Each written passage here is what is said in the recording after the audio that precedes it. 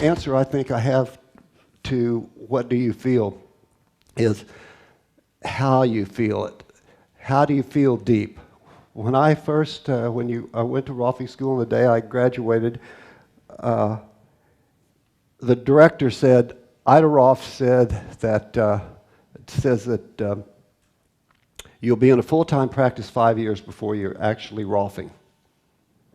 And I go, well, what the hell are we going to be doing and charging for those first 5 years? Do we still call ourselves Rolfers? Are we able to? It was really irritating to me, very irritating. It was also irritating in class to watch these professors work, and, you know, and they would be working, they'd go, oh, did you see that? And we're all going, yeah.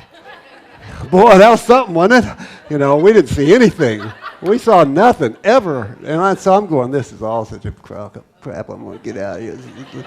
So doing it for me, man. I want to get back to psychology where people are nuts and don't know the difference.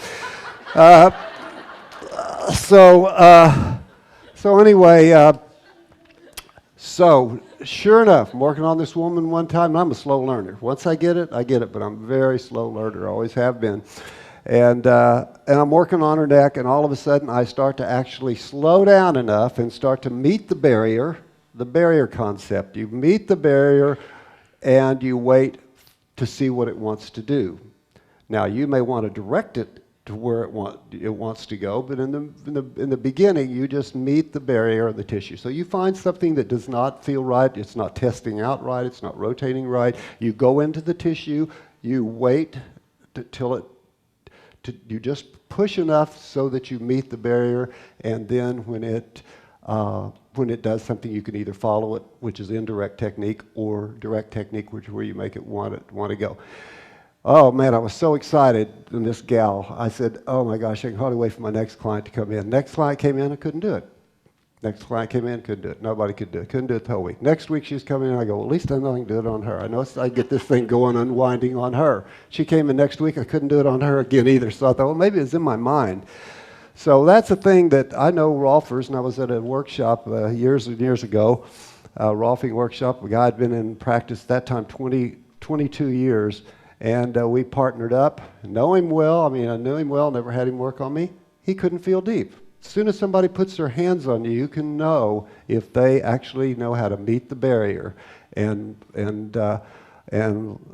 wait for it to do something. Read my chapter in Dynamic Body, Art Riggs's chapter, the introductory chapter. I put that as the first chapter because that is essential.